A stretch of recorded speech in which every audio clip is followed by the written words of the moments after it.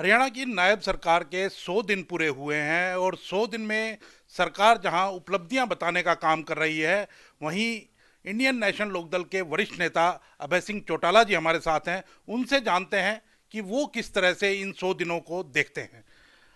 अभय सिंह जी, किस तरह से देखते हैं? सरकार के 100 दिन पूरे हुए हैं, सरकार उपलब्धियों का बखान कर रही है कि हमने ये कर दिया है, ये कर दिया है। आप किस तरह से देखते हैं? बड़ी हैरानी की बात है। ये खुद ये कहते हैं कि हमारी सरकार 100 दिन की है। तो 10 साल पहले किसकी सरकार थी इस प्रदेश में? उस सरकार को तो ये सरकार मानते ही नहीं बेचारे, जो 10 साल पहले थे। अब कहते हैं कि हमने 100 दिन में वो काम किए हैं जो 10 साल में भी नहीं हुए। इनसे ये तो पूछो कि 100 दिन में काम कौन सी के काम तो गिनाओ, बताओ तो सही। इस 100 दिन के अंदर पेपर लीक हुए हैं। इस 100 दिन के अंदर महंगाई बढ़ी है, भ्रष्टाचार बढ़ा है, इस प्रदेश पे कर्जा बढ़ा है। इस 100 दिन के अंदर आप ये मान के चलो यहाँ नशा और अपराध बढ़ा है।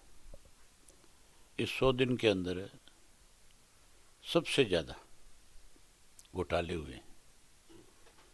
100 दिन में किसान सबसे ज़्यादा परेशान हुआ है, चाहे वो फसल बेचने में, चाहे उसके खेत में ओलावृष्टि की वजह से फसल खराब होने की वजह से। आज केवल और केवल घोषणाएं होती है, उनको अमली जामानी पहनाया जाता है। आज तो कैबिनेट की मीटिंग में बैठ करके मंत्री आपस में लड़ते हैं। मुख्यमंत्री और मंत्रियों के बीच के अंदर आज ग्रुप बने हुए। आज मंत्रियों की हालत ऐसी है, उनके कहने से चपरासी नहीं बदले जाते। तो फिर सरकार कहाँ है? किसको सरकार कहते हो आप को एक मिनिस्टर की जिम्मेवारी दी है पद की। आप किसी ज़रूरतमंद की मजबूरी को देखते हुए उसका अगर ट्रांसफ़र करना चाहते हो तो नहीं हो सकता। उसके लिए मुख्यमंत्री साहब कहते हैं कि हमने पॉलिसी बना दी। ये ठीक है, पॉलिसी बनाई, लेकिन हर पॉलिसी के अंदर लिबर्टी भी होती है। जहाँ जिसको जो नीडी है उसकी नीड को पूरा करना चाहिए कि नहीं करना चाहिए। तो सरकार कहाँ है? सरकार तो केवल अखबार में है। आजकल कोई काम नहीं है सत्ता में बैठे लोगों को। सारा दिन आप जैसे साथियों को बुलाते हैं और नई नई बातें कहते हैं। अब विज साहब कहते हैं कि मैंने रोडवेज डिपार्टमेंट को बिल्कुल एक लाइन पे ला करके खड़ा कर देना है। उनसे पूछो 10 साल में तुम्हारी सरकार ने फिर रोडवेज में क्या किया जो आज आपको इतना कुछ करने की जरूरत पड़ रही है। कभी कोई से मिनिस्टर का बयान आता है, कभी कोई जाकर के सड़क खोदनी शुरू कर देता है। तो इसका मतलब है तुम ही जिम्मेवार हो। तुम्हारी सरकार 10 साल पहले थी जिसने ये सारी चीजें शुरू करी थी। कौन जिम्मेवार है इसका? लगातार सरकार एक चीज को भुनाती हुई नजर आती है कि 24,000 नौकरियां बिना पर्ची बिना खर्चे के हमने तुरंत आते ही दी। पटवारियों को ज्वाइन करवाया गया, अब उन्हीं पटवारियों पर कार्रवाई की गई है। आप किस तरह से देख रहे हैं? सरकार श्वेत पत्र जारी करे, वाइट पेपर दे कि किस किस को नौकरी दी है। नौकरियां लगी हरियाणा में, लेकिन सारे बाहर के। हमारे प्रदेश के बच्चों को जॉब नहीं है। आपके सामने है, पिछले दिनों डॉक्टर लेने थे आयुर्वेदिक के, 80% से ज़्यादा बाहर के हैं। एसडीओ लगने इरिगेशन में 100 से ज़्यादा, 90% से ज़्यादा बाहर के हैं। तो फिर हरियाणा के बच्चों को रोज़गार क्यों नहीं? हरियाणा में तो मान के चलो, जिसने पीएचडी कर ली, जिस किसी ने एमए कर ली, जिस किसी ने इंजीनियरिंग कर ली, वो क्लास जो डी की जो नौकरियां हैं उनमें तो जाकर के लग सकता है।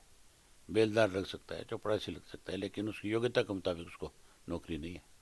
लेकिन लगातार सरकार के प्लेटफॉर्म से कहें या सरकार के मंत्री या जो पदाधिकारी हैं वो लगातार ये करें कि मुख्यमंत्री का तो विपक्ष भी कायल है। विपक्ष के जो विधायक हैं वो भी मुख्यमंत्री की बड़ाई करते हुए नजर आते हैं कि सबका विकास हो रहा है। कुछ विधायकों को हो सकता है इस तरह की चापलूसी करने की आदत होगी, लेकिन विधायक को भी चापलूसी करने से पहले ये स्पष्ट करना चाहिए कि मुख्यमंत्री ने किया क्या है। भाजपा की सरकार, अगर भाजपा अच्छी पार्टी होती तो जो कायल हो रहे हैं कांग्रेसी आज इसके, वो फिर एमएलए क्यों बने? फिर तो वहाँ बीजेपी जीतनी चाहिए थी। वो क्यों जीत के आए? फिर लोग सरकार के खिलाफ थे, सत्ता को बदलना चाहते थे, तो ऐसे चापलूसों को एमएलए बना दिया। ये सोच के बनाया था कि ये शायद तुम्हारी लड़ाई लड़ेंगे, लेकिन वो तो लोगों की लड़ाई लड़ने की बजाय सरकार की चापलूसी में लग गए। विपक्ष के मैं रोल तो पहले दिन से ये कह रहा हूँ कि कांग्रेस ही जो है वो केवल अपना स्वार्थ पूरा करना चाह रहे हैं, उनको आम जनता से कोई सरोकार नहीं है।